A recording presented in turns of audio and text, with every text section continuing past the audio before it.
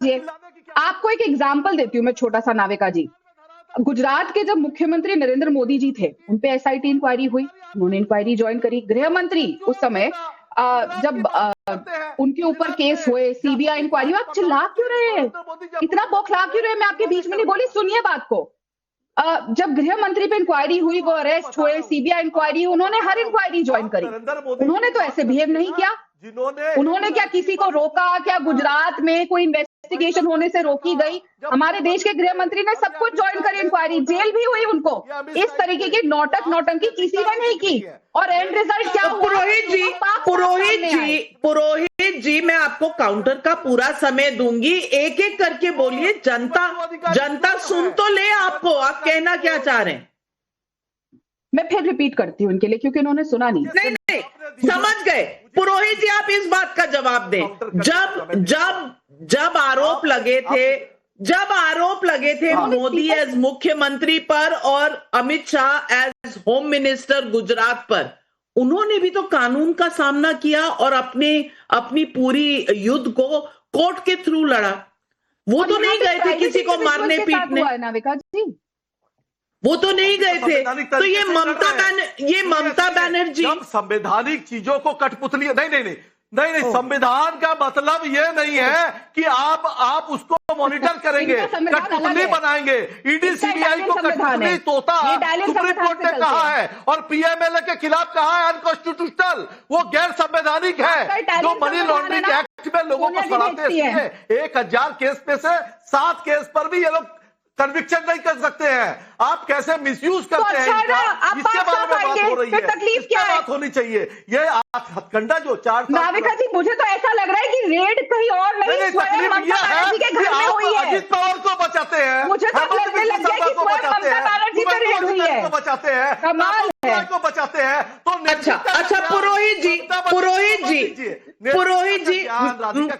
जी, आपने अपनी बात रखी। अब मैं संजय झा, कांग्रेस के नेता से पूछना चाहती हूँ। एक मिनट पुरोहित जी, आप इतने आक्रोश में हैं, मैं मानती हूँ, समझती हूँ, लेकिन डिबेट करें तो सबकी बात सुननी चाहिए। मैं संजय झा जी से पूछना चाहती हूँ। संजय झा, जब मोदी जी पर आरोप लगे थे या अमित शाह गुजरात के गृह मंत्री पर आरोप लगे थे, तब सरकार यूपीए की थी, तो संवैधानिक संस्थाएं आपके अंडर थी, तो तब वो भी ये कह सकते थे कि ये सब कुछ पॉलिटिकली मोटिवेटेड है।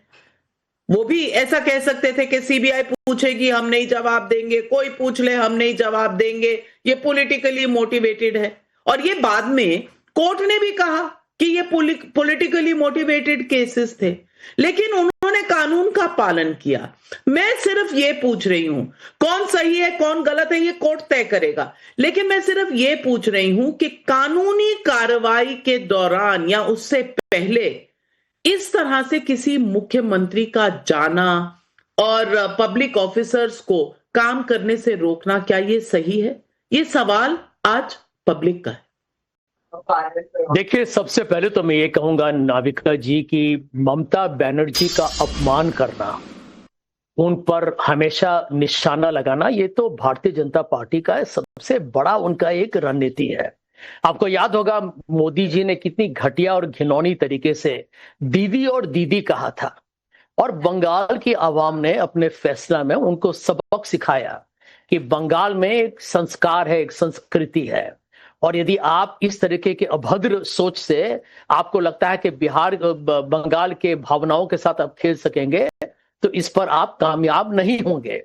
तो अभी तक लेकिन इतने बौखलाई हुई है बीजेपी कि सीख ही नहीं रही है। आपको मैं 2 चीज कहना चाहूंगा कि देखिए, ईडी का दुरुपयोग जो किया गया है मोदी सरकार से, वो तो सार्वजनिक तरीके से सब लोग जानते हैं। अब ईडी का कन्विक्शन रेट 2% से कम है।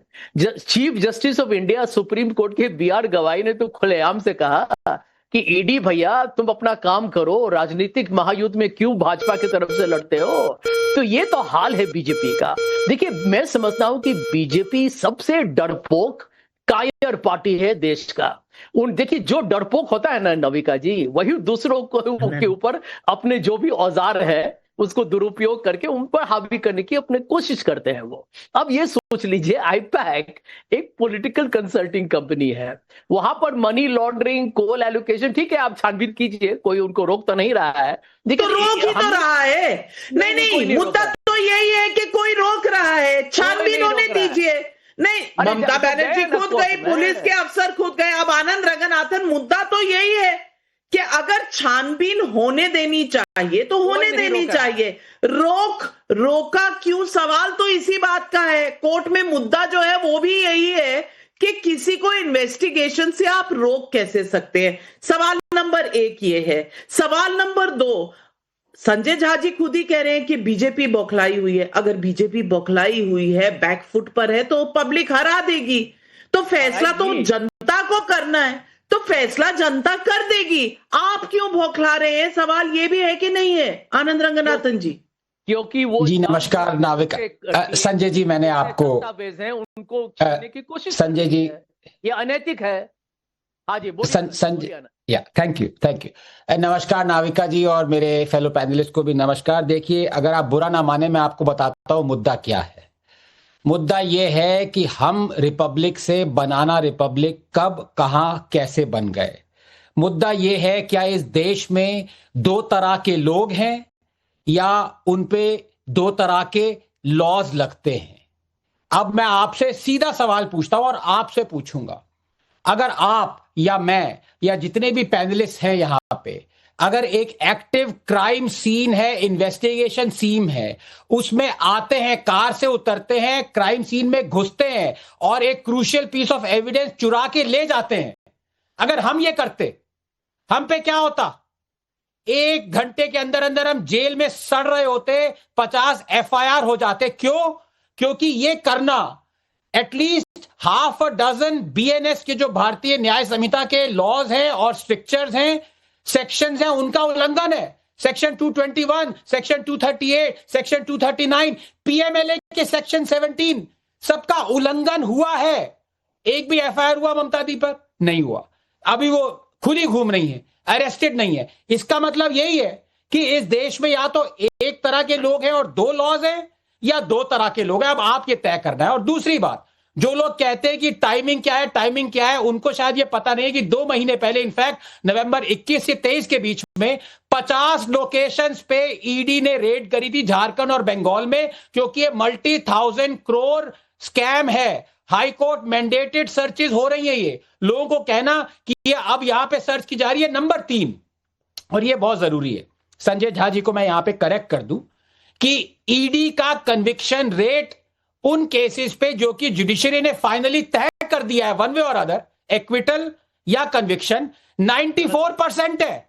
5800। संजय जी, मैंने आनंद, ये फेक न्यूज़ है, आप सुनिए, झूठ मत बोलिए, आप जरा पढ़े लिखे आदमी हैं। संजय जी सुन लीजिए, मैं कंप्लीट पता चल जाएगा केसेस खुले हैं, दूध का दूध और पानी का पानी क्या होगा। आप देखिए, आप ये बौखलाना मत करिए, आपको पता नहीं। आप देखिए, सुन लीजिए, मैं स्पष्ट कर रहा हूं सच्चाई क्या है। अरे सुन लीजिए, नहीं, सच्चाई ये है कि कई केसेस अभी कोर्ट में लंबित है।